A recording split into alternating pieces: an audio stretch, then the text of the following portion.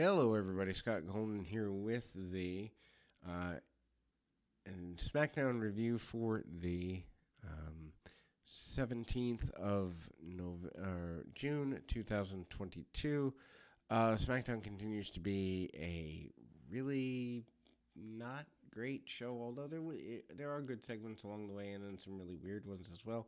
Mr. McMahon segment. McMahon speaks briefly but never discussed the allegations against him in his personal life. Vince music hits and starts SmackDown. He gets a positive reaction from the fans, and they sing his theme music. He's happy to be at the Target Center in the area. Then, now, forever, he welcomes everyone to SmackDown and leaves. Fans give him a positive reaction, and he walks to the back. They cut to the opening video. Riddle then crowd is hot for the first two segments. Riddle is good in the segment, and the fans love him, and he's treated like a star, even though by the end of the night he's not. Riddle gets popped when his music hits. Before that, Riddle kicks off Roman Reigns and wants to discuss feud with Reigns. They show a video package recapping the feud between the two. After the video, fans give Riddle a massive reaction of applause. Riddle then mentions Orton having a big operation coming up. Fans break into a chant for him. Riddle then adds that he misses Orton and loves him. He thanked Orton for everything he did for him. The fans break into a thank you Randy chant. Riddle then turns attention to the title match tonight. He dedicates the match to Orton and leaves to Orton's music. I've got to believe there's a feud between the two coming sooner or later. Recapped. Madcap Moss and Happy Corbin. Who cares about this? Last laugh match. Madcap Moss defeats Happy Corbin 9:22. Morse and Corbin have a alright match, I guess. Dragging in the middle. Nobody expected the rules of the last match. It's just a regular match. One would appear. Corbin is briefly in control. Moss takes over, catches him with a boot to the face. Moss then hits a second rope shoulder block. Corbin regains control and then slows the pace of the match down into a chin lock. Fans break into a Corbin sucks chant. Moss fires back with a shoulder tackle, then hits a corner, follows up with a fall-away slam. Corbin then takes over and sends Moss shoulder first into the ring post. Briefly brawled at ringside. Corbin then rocks Moss with a clothesline over the barricade. Back from the break, Corbin and Moss fight off the apron. Corbin catches Moss with a deep six for near fall. Corbin caught Moss with a chokeslam for near fall. They brawl around ringside against Moss and sends Corbin into the announce table, and they teased a countout win. Instead, Corbin jumps back in. Moss then hits a punchline. Moss then has a second punchline for the win. After the match, Moss laughs at Corbin. Does anyone really care about this? In the back, Street Profits are excited to be at SmackDown tonight. They discussed that Riddle versus Reigns main event is going to be a pretty big deal. They picked Riddle to win. They target the Usos and promise to win the tag team titles that I'm not sure that many people care about. They go back to Cole and McCaffrey. Corbin still at ringside. Corbin then confronts Pat McCaffrey for his negative comments. He yells at McCaffrey for criticizing and mocking him on his talk show. McCaffrey grabs the mic and makes fun of Corbin. Crowd chant along with him, and this is just a time-wasting segment. New Day makes their way to the ring, and they laugh at Corbin too. SmackDown moment of the week: Edge and Hulk Hogan winning the tag team titles. Surprised to see Hogan on the show with all the negative publicity that McMahon's getting. Anyway, they recap Natalya attacking Ronda Rousey after injuring her in the sharpshooter. Megan interviews Natalya. She brags about attacking Rousey last week. Natalya claims that she proved that the sharpshooter is more dangerous than the armbar. She promises to be the first person to make Ronda Rousey tap out. If that happens, that's the stupidest thing I've ever heard. New Day defeats Jinder Mahal and Shanky 302. Fine enough match. Didn't get a lot of time, but then Shanky gets to dance, so I guess the fans are happy. Anyway, before the match, Mahal tells Shanky to stop dancing on the apron. Mahal then has a brief advantage on Woods. Woods hits a springboard dropkick. They isolate Mahal, but then that breaks free. Mahal tags Shanky. Shanky nails Kingston with a chop and a clothesline.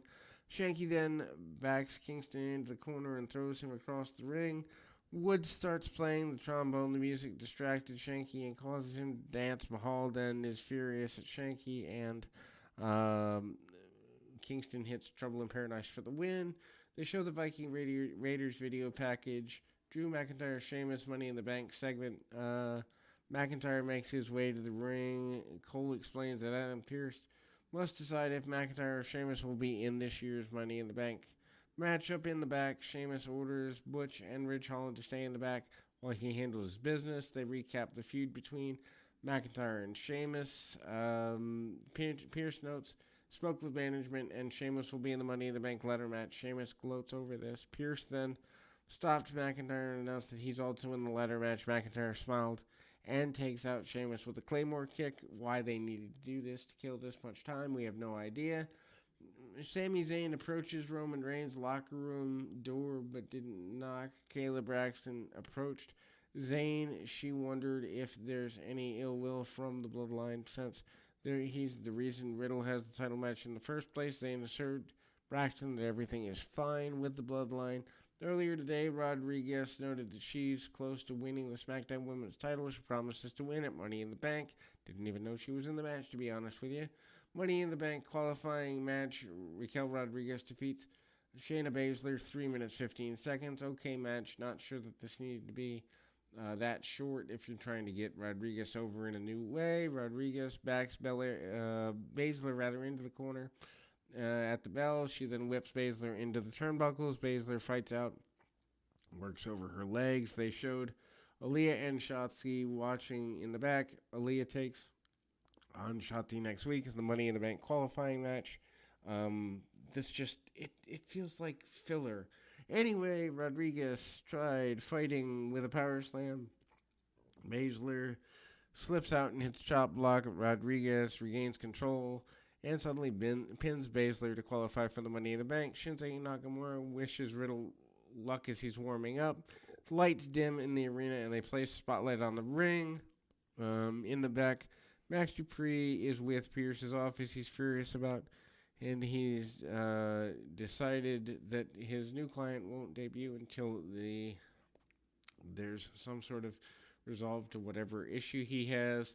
Gunther defeating Ricochet is recapped for the Intercontinental title last week. Kayla Braxton tries to interview Gunther, but Ludwig takes over. The fans break into a faint Walter chant.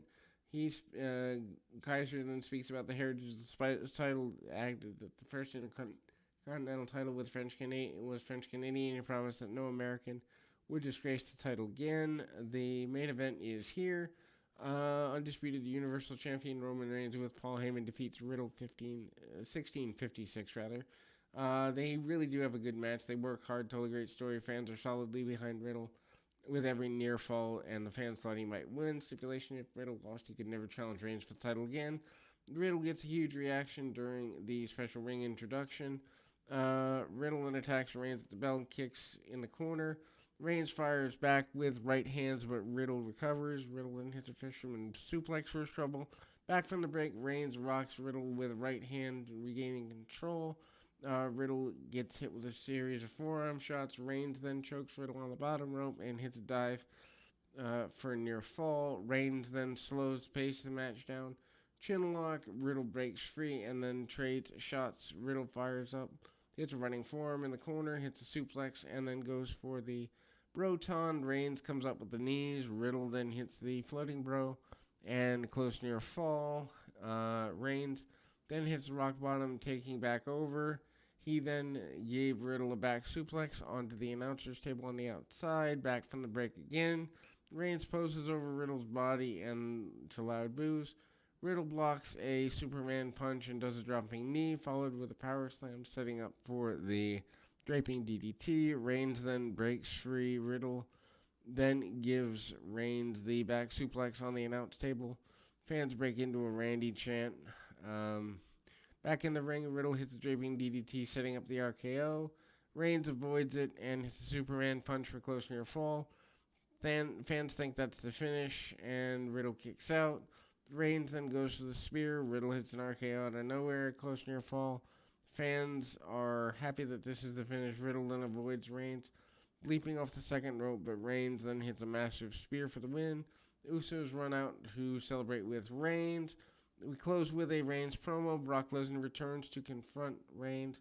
Lesnar appears to be Orton's replacement. The fans are shocked and give him a huge reaction. After the match, Reigns grabs the mic to boos. He yells that there's nobody left. He's noted 2 years ago that he promised that he'd wreck everyone and leave, and that's what he did. He wrecked Riddle, and now he's leaving. He added that there's just one more thing. He demands Minnesota acknowledge him. The fans erupt into boos. Reigns posed, and everybody starts to leave. Lesnar's music hits, and Reigns tells the Usos to leave, and Lesnar enters, and they face off for a moment. Lesnar cracks a smile, offered a handshake. Reigns hesitates, but eventually shakes his hand. Lesnar grabs him and hits him with the F5. Usos jump in. Lesnar puts them out with an F5 and end SmackDown on a good note. Next week, Intercontinental Champion Gunther defends against Ricochet in the Men's Money in the Bank qualifier. Nakamura takes on Sami Zayn.